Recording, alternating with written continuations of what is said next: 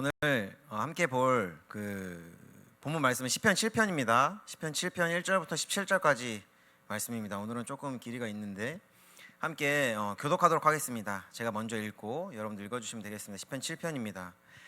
여호와 내 하나님이여, 내가 주께 피하오니 나를 쫓아오는 모든 자들에게서 나를 구원하여 내소서.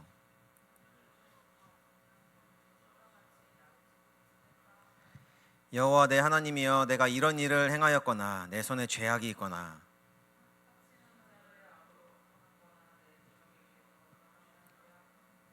원수가 나의 영혼을 쫓아 잡아 내 생명을 땅에 짓밟게 하고 내 영광을 먼지 속에 살게 하소서.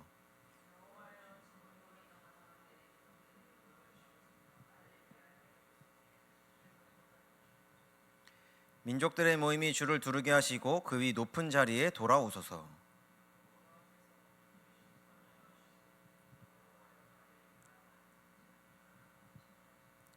악인의 악을 끊고 의인을 세우소서. 의로우신 하나님이 사람의 마음과 양심을 감찰하시나이다. 하나님은 의로우신 재판장이시며 매일 분노하시는 하나님이시로다.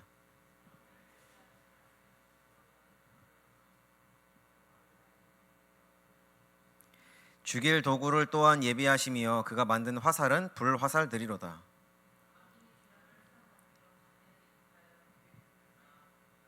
그가 웅덩이를 파 만들며 제가 만든 함정에 빠졌도다.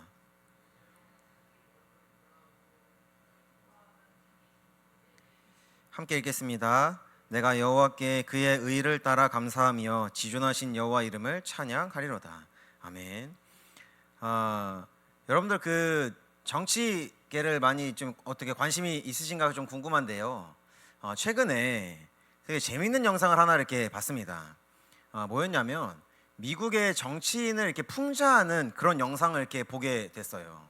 근데 거기에 제가 진짜 그 영상을 보고 엄청 충격을 받았었는데, 저도 그 풍자한 건지 이번에 말씀을 준비하면서 알아서 그게 실제로 일어난 일인 줄 알았는데, 어떤 내용이었냐면 그 대변인인 것 같아요. 대변인이 나와서 기자회견을 하는데 이 사람이 엄청 무덤덤하게 그런 얘기를 하는 겁니다. 방금 이제 이 기자회견 시간 제가 좀 늦어서 죄송합니다. 저희 아내와 아이들이 지금 교통사고를 당했는데 아내는 죽었고 아이들은 긴급수술에 들어갔습니다 라고 굉장히 무덤덤하게 이렇게 얘기를 하더라고요. 그래서 저는 그 영상을 보면서 야, 이 사람은 진짜 직업정신이 투철하다. 아니, 아내가 죽을 정도의 교통사고, 그리고 아이들 2명은 긴급수술에 들어갈 정도의 교통사고를 당했는데, 야, 어떻게 눈물 하나 안 흘리고 저렇게 무덤덤하게 설 수 있을까? 그러면서 그 기자들이 그러면 그 도대체 무슨 일이 일어난 겁니까? 라고 질문하고, 아이들은 지금 어떻게 됐습니까? 라고 질문을 할 때, 여러분 지금은 그런 것을 물어볼 때가 아니니 준비하신 질문을 저에게 해주십시오 라고 그런 무덤덤한 얘기를 하는 걸 보면서 야, 참 대단하다 라는 생각이 들었습니다. 근데 제가 방금 얘기했죠. 이게 실화가 아니라 풍자한 영상입니다. 그래서 이거를 어떤 내용을 가지고 풍자한 거냐, 그러니까 사회적 인식인 거예요. 사람들이 자기의 감정을 드러냈을 때 직업정신이 투철하지 못하다라고 비난을 하죠. 또 정치계가 어떤 다른 사람들의 그런 슬픈 소식에 대해서 이제 한마디를 전달할 때 전혀 감정 메마른 사람들처럼 하는 그런 모습을 풍자를 한 겁니다. 우리는 그거를 보고 가면을 썼다라고 이렇게 표현을 하기도 하죠. 왜냐하면 여러분들도 여기 이제 회사 생활 하시는 분들도 있고 사회생활을 다 하고 계시죠. 여기 사실은 이 교회도 사회생활입니다. 근데 사회생활 하다 보면 우리가 가면을 쓸 수밖에 없다는 거예요.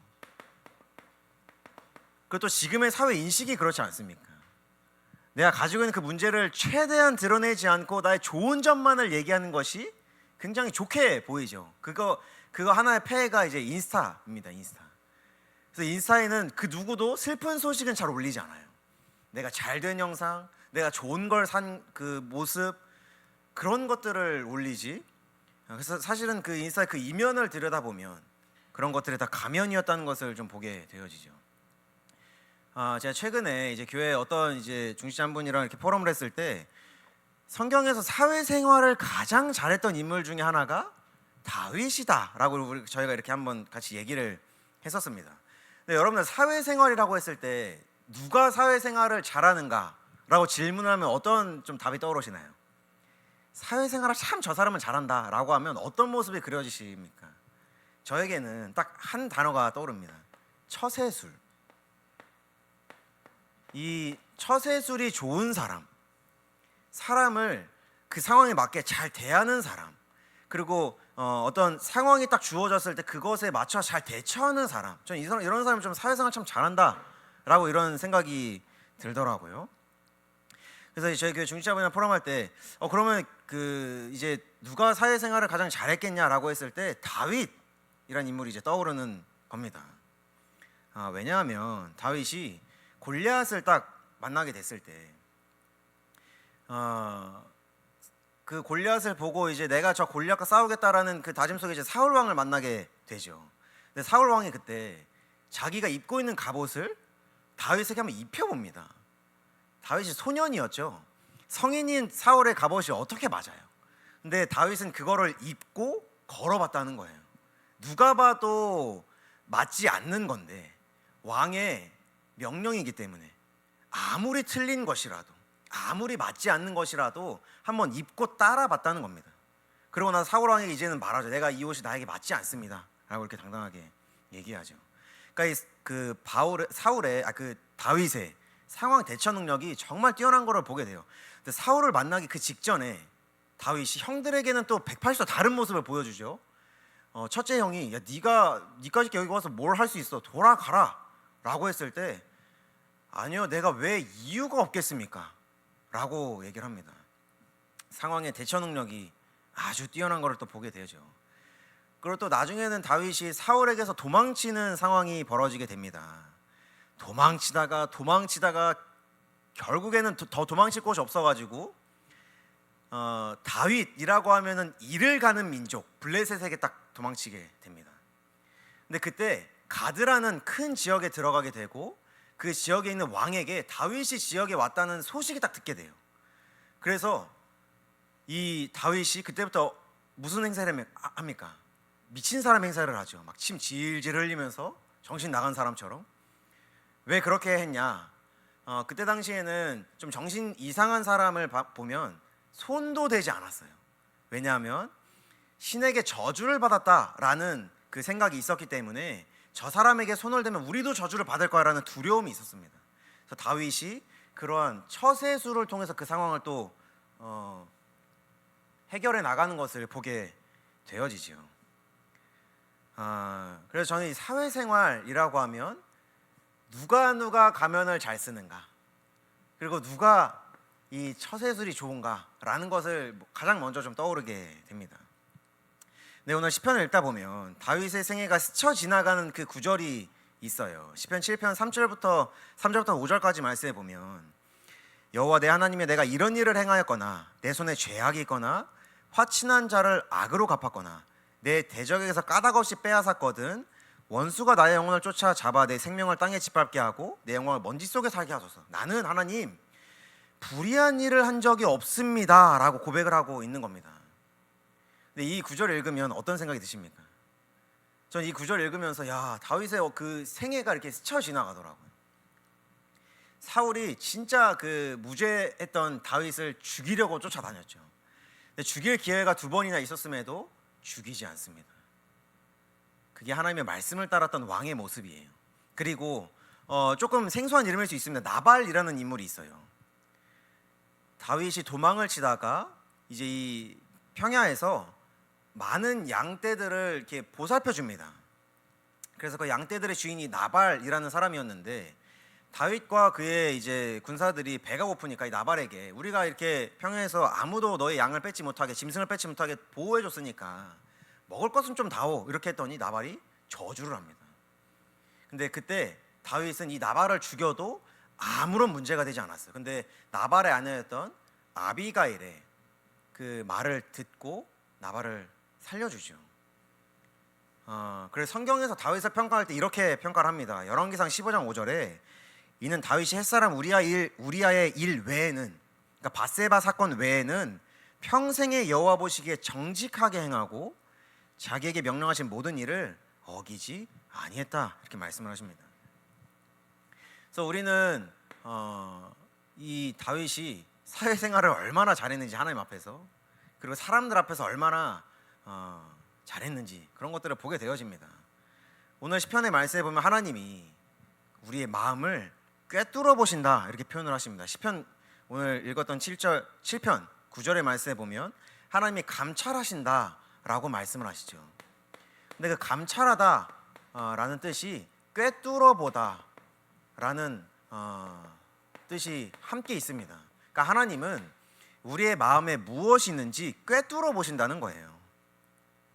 그래서 사무엘상 16장 7절에 뭐라고 말씀하십니까? 하나님은 사람은 외모를 보거니와 하나님은 그 중심을 보신다, 마음을 보신다 라고 이렇게 말씀하시죠. 우리는 사실은 그 겉에 드러나는 거를 많이 보게 됩니다. 그렇죠? 그래서 누군가 어떤 새로운 사람을 만나게 될 때 그 사람이 어떤 행하는 그 제스처, 어떤 말투, 그런 것들로 이 사람이 이런 사람이겠구나라고 짐작을 하게 되어지죠. 그러니까 우리는 가면밖에 보지 못한다는 거예요. 그 안에 어떠한 고민이 있고 그 안에 어떠한 생각이 있고 어떤 마음이 있는지 우리는 볼 수가 없다는 겁니다. 사람은 외모를 보거니와. 그래서 제가 이거를 신앙생활할 때 되게 재밌는 그게 하나가 있었는데, 제가 이제 운동을 그만두고 나서 그 대안학교에서 기숙사 생활을 했어요. 거기가 이제 새벽 예배에서부터 계속 예배가 있는 그런 기숙사였는데, 그때 어떤 형이 그런 얘기를 하는 거예요. 사람은 외모를 보거니와 하나님은 중심을 보신다. 딱 이 얘기를 하면서 저는 그 말을 한 다음에 그렇기 때문에 우리도 사람의 중심을 봐야지 라고 이 형이 이렇게 얘기할 줄 알았는데, 사람은 외모를 보기 때문에 우리가 앞으로 만나게 될 이성 친구들의 외모가 어떤지가 정말 중요하다라고 이렇게 얘기를 하는 그 기억이 항상 나게 됩니다. 그런데 하나님은 우리의 마음을 보시는 것이죠. 그래서 내 나름은 말씀을 붙잡고 있다고 말하고, 내 나름대로 예배를 드리고 있다고 말하고, 내 나름대로 기도하고 있다고 말해도 그 중심에 무엇이 있는지 하나님은 꿰뚫어 보신다는 거예요. 하나님 앞에서는 숨길 수 있는 것이 없다는 것입니다. 그래서 얘기하는 거예요. 하나님 앞에 가면을 쓰는 게 아니라, 그리고 내가 생각하는 나름대로의 신앙생활이 아니라 하나님이 보시기에 맞고 하나님의 기준에 맞는 그 중심을 가져야 한다고 하나님은 말씀하시는 겁니다. 신명기 6장 18절에 이렇게 말씀하십니다. 여호와께서 보시기에 정직하고 선량한 일을 행해라. 하나님이 보시기에 정직해야 된다, 하나님이 보시기에 선량한 일을 행해야 된다 라고 말씀하시는 거예요. 하나님은 그 마음을 꿰뚫어 보시기 때문에 그렇죠.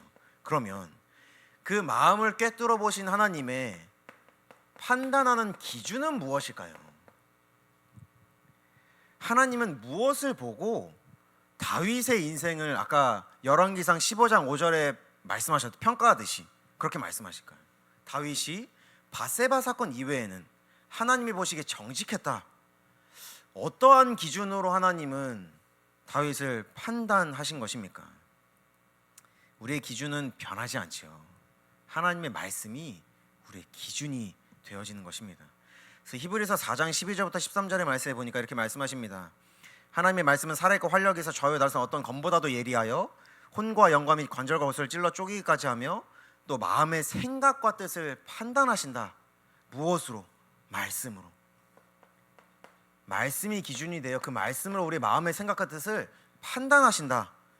그리고 13절에 지으신 것이 하나도 그 앞에 나타나지 않음이 없고 우리의 결산을 받으시기에 눈앞에 만물이 벌거벗은 것 같이 드러난다 라고 말씀하십니다. 하나님 그 중심을 꿰뚫어 보신다 말씀하시죠. 하나님 앞에 아무리 훌륭한 가면을 쓰고 있다고 하더라도 하나님은 그 가면 뒤에 있는 그 마음을, 그 중심을 꿰뚫어 보신다는 것입니다. 그래서 이 말씀만이 우리의 마음을 변화시킬 수 있는 유일한 방법이죠. 우리가 사람에게 도대체 어떻게 얘기를 해야 그 사람이 복음을 받을까요? 불가능합니다. 얼마나 자주 찾아가서 얼마나 좋게 대우해줘야 그 사람의 마음이 변할까요? 불가능하다는 겁니다. 하나님의 말씀만이 유일한 것이죠. 다윗이 훌륭한 왕이었기 때문에 사울과 나발을 죽였던 것이 아닌 것입니다. 말씀을 붙잡았기 때문에 훌륭한 왕으로서의 선택을 할 수 있었던 것이죠. 이 차이를 잘 아시겠지요. 훌륭한 왕이었기 때문에 훌륭한 선택을 한 것이 아니라 말씀을 붙잡은 왕이었기 때문에, 말씀이 기준이었기 때문에 지금 당장 눈앞에 보이는 문제 해결할 수 있음에도 하지 않았던 겁니다.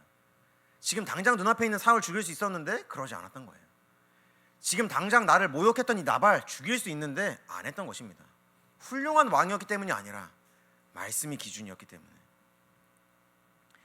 그러니까 다윗이 얼마나 말씀을 붙잡았는지 우리가 이 나발이라는 사람의 사건을 통해서 알 수가 있어요. 그 나발의 아내가 이제 아비가일인데, 아까 말씀드렸죠. 그 아비가일이 다윗에게 이렇게 얘기합니다. 괜히 피 흘리는 죄를 짓지 말고 하나님께 맡기세요 라는 그 말을 듣게 됩니다, 다윗이. 그런데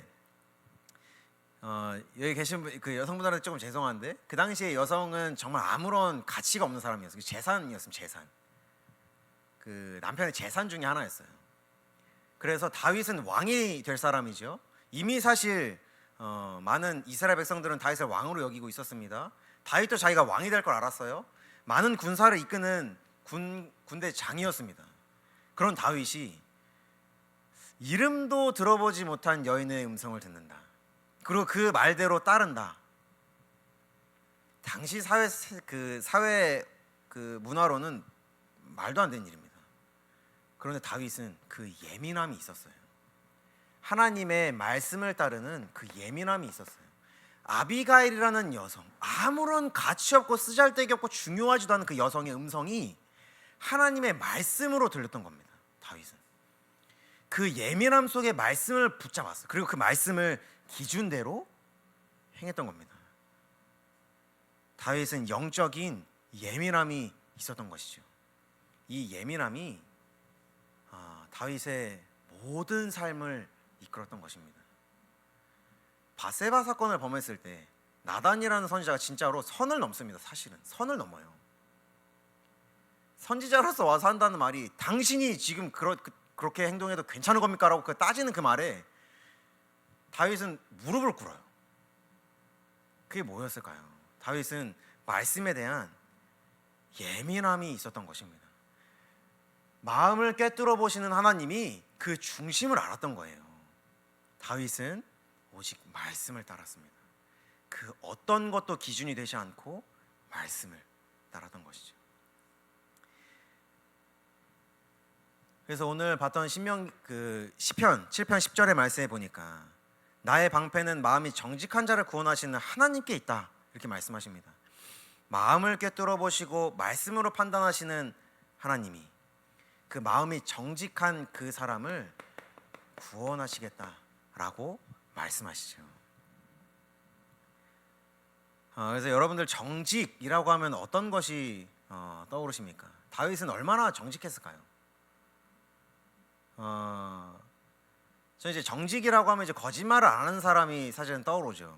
그래서 영화도 하나 이렇게 좀 떠오르는 게 있는데, 여러분들 들어보셨지 모르겠어요. 정직한 후보라는 영화 혹시 들어보셨을지 모르겠습니다. 그게 최근에 이제 그 두 번째 영화로 또 나왔죠. 정직한 후보 2가 이렇게 나왔는데, 그 영화에 보면 그것도 약간 정치계를 그것도 풍자하는 내용이죠. 정치인들이 얼마나 그 가면을 잘 씁니까? 뒤에 문제가 이만큼 쌓여 있어도 가면 쓰고 기자회견하고 가면 쓰고 살아가는 그 모습이 얼마나 훌륭합니까? 그렇죠? 훌륭하다고 표현해도 될지 모르겠는데 잘 속이죠. 그게 이제 정치인들인데, 그 정직한 후보라는 그 영화에 보면은 그 주인공 라미란 씨가 이제 그 주인공인데 거짓말을 아예 못하게 되는 상태가 돼버립니다. 속이지를 못해요. 가면을 쉽게 말해 쓰지 못하게 된다는 겁니다. 이제 그것이 세상에서는 정직하다라고 이렇게 표현을 하지요. 그런데 하나님이 보시는 정직은 조금은 다른 내용입니다. 하나님이 말씀하신 정직은 무엇이냐? 하나님의 언약에 맞는 그 마음을 보고 정직하다라고 하나님은 표현하십니다. 사무엘상 13장 14절의 말씀에 보니까 지금은 왕의 나라가 길지 못할 것이라 여호와께서 왕에게 명령하신 바를 왕이 지키지 아니하였으므로 여호와께서 그의 마음에 맞는 사람을 구하실 것이다. 그리고 그 사람을 지도자로 세울 것이다. 이렇게 말씀하십니다. 사울은 하나님이 말씀하신 것을 지키지 않았지요.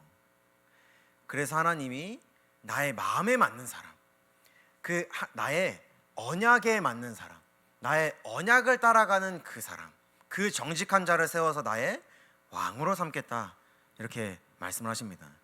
근데 이게 어느 때 하나님이 말씀하신 거냐? 전쟁을 앞두고 사무엘이 사실 좀 늦습니다. 그러니까 기한이 벗어난 건 아닌데 낮에 오기로 했는데 이제 아침에 오기로 했는데 저녁에 와요. 그래서 사울이 직접 그 제사를 지내게 되어지지요. 그때 하나님이 네가 나의 명령을 지키지 않았으니 내가 나의 마음에 맞는 그 사람을 다시 세우겠다라고 말씀을 하십니다. 그럼 누가 정직한 사람인 것입니까? 명령을 지키는 자, 말씀을 지키는 자, 그리고 하나님의 언약을 지키는 그 사람이 하나님의 마음에 맞는 사람이라고 말씀하고 계시는 것입니다. 그러면 우리에게는 어떠한 언약이 있는지 돌아봐야 되겠죠. 우리는 어떠한 언약에 맞게 또 어떠한 언약을 따라가는 것인지 그것을 우리는 확인해 봐야 되겠습니다. 하나님이 우리를 왜 양문교회로 인도해 주셨을까요? 그럼 양문교회의 언약은 무엇일까요? 양문교회의 언약이 무엇이길래 우리 각자의 언약이 모여서 하나가 되게 하셨습니까? 확인해 보시기 바랍니다. 왜 양문교회입니까? 제가 저번 주에도 비슷한 질문을 했죠. 그게 언약입니다. 언약이 아니고서는 굳이 저희가 하나가 될 필요가 없어요. 언약으로 하나님이 묶어주셨기 때문에 하나가 될 수 있는 것입니다. 우리가 무엇으로 하나가 될 수 있을까요? 사는 것도 다르고 그 주중에 사는 그 경험도 다르고 고민하는 것도 다르고 가정 배경도 다르고 모든 것이 다른데 왜 한 교회 그 지붕 아래 왜 하나님이 모이게 하신 것입니까? 그 언약을 따라 갈 때 하나님은 우리에게 정직하다 말씀하시는 것입니다. 하나님은 그 마음을 꿰뚫어 보시기 때문에 우리는 속일 수가 없는 것이죠. 그리고 하나님은 정직하다는 그 표현을 하나님의 방향에 맞는 사람을 정직하다라고 말씀을 하십니다. 그래서 사울이 아말렉이라는 족속을 이제는 완전히 진멸을 시켜야 되는데 또 그러지 않아요.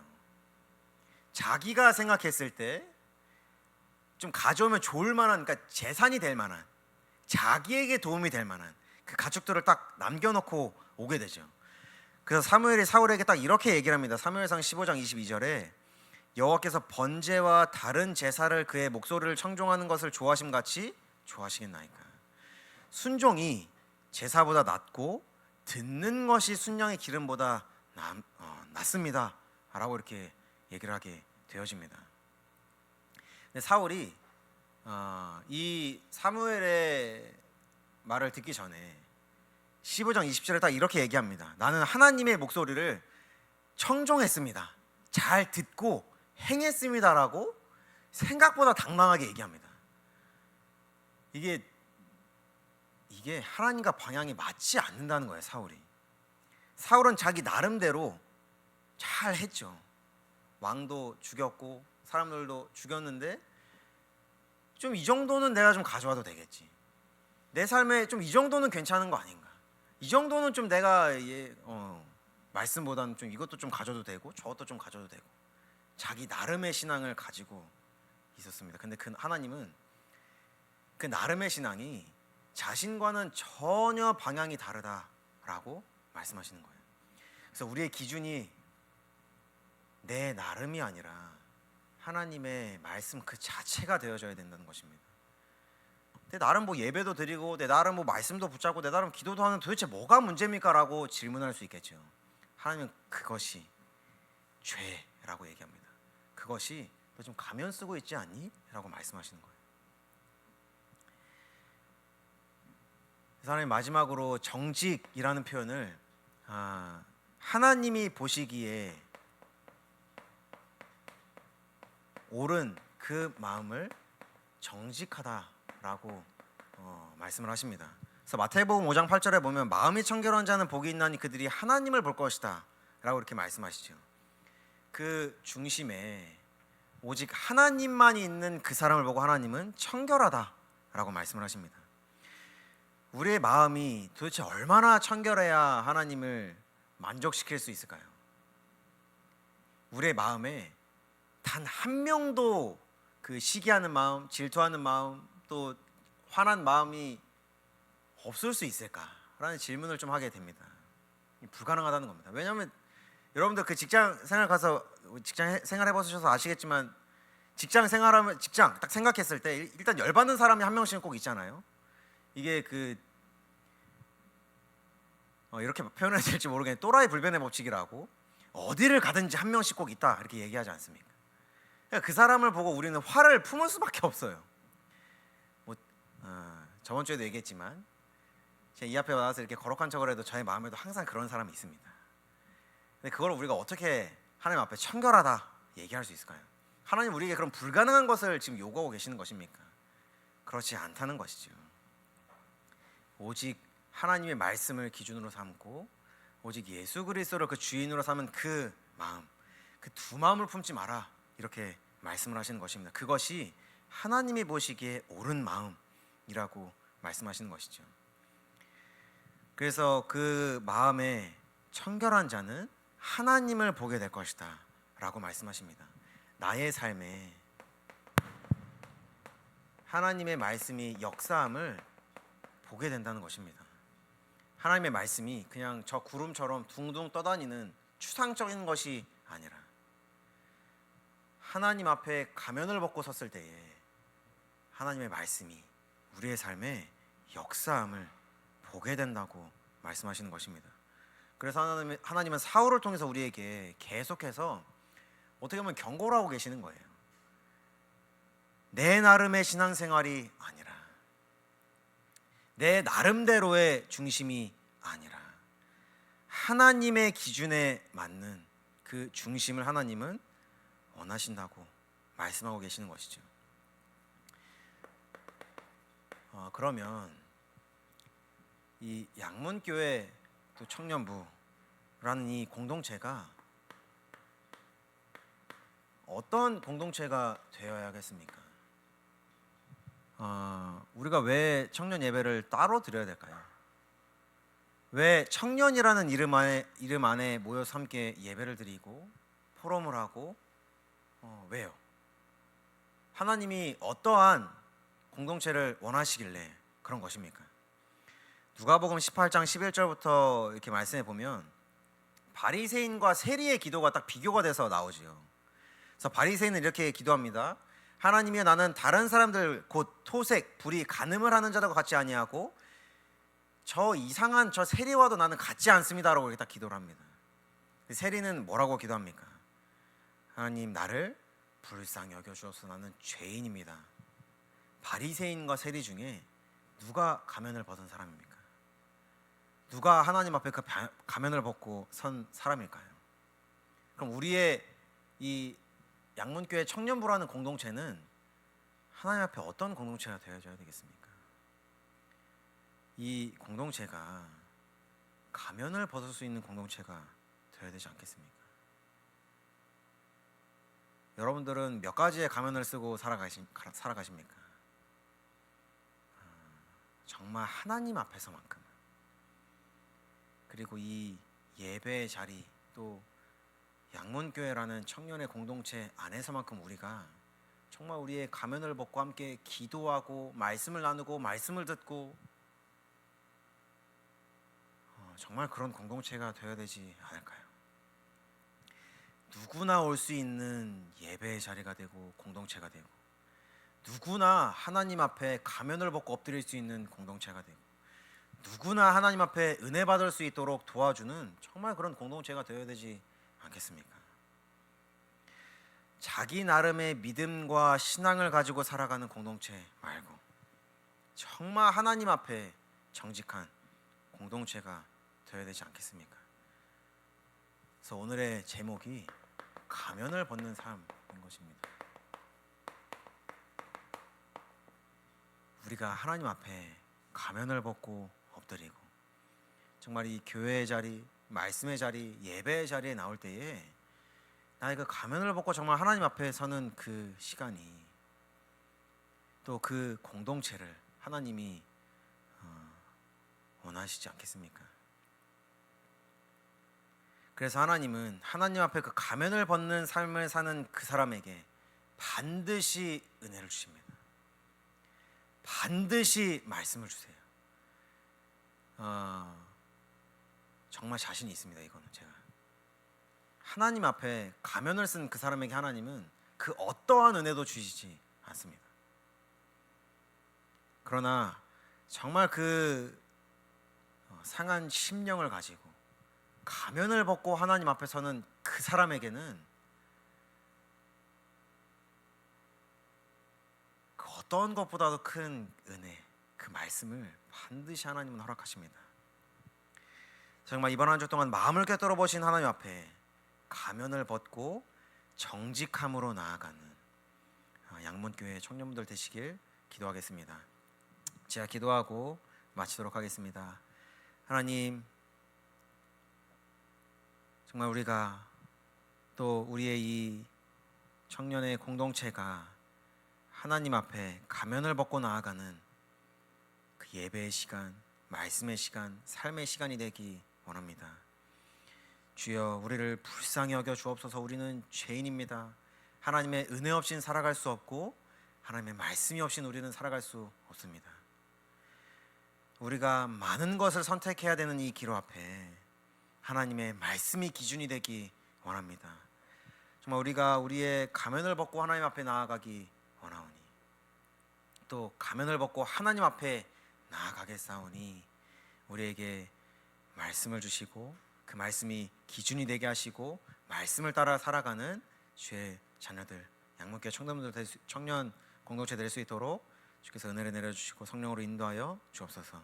감사합니다. 우리 주 예수 그리스도의 이름으로 기도드렸습니다. 아멘.